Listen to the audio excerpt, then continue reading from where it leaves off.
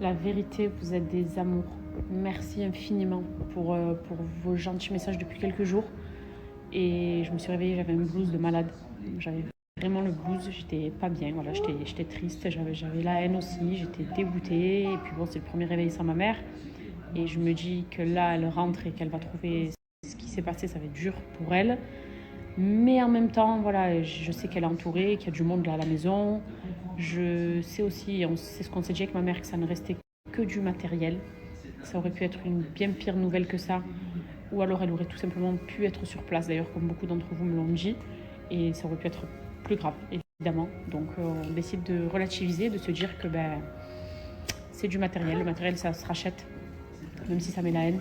Mais ça peut se racheter et que la vraie richesse, de toute façon, se trouve dans le cœur.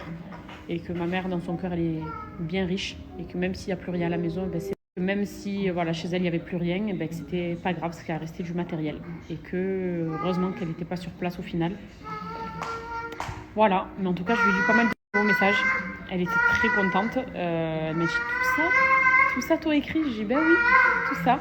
Donc ça lui a mis du baume au cœur et puis voilà, on va aller de l'avant de toute façon. Et ce qui est fait est fait. Maintenant, je laisse tout entre les mains de Dieu. Lui seul fera bien les choses. Et puis voilà. Mais vraiment, on n'est jamais assez prudent. Il faut faire attention à plein de choses. J'ai malheureusement beaucoup lu de messages aussi, de choses qui vous sont arrivées, et j'en suis profondément désolée. Des choses graves aussi, des cambriolages qui ont tourné au vinaigre malheureusement. Donc courage à toutes les personnes qui sont passées par là. Moi, je suis passée par là aussi plusieurs fois, donc je sais ce que c'est. Mais courage à tous ceux qui endurent ces épreuves.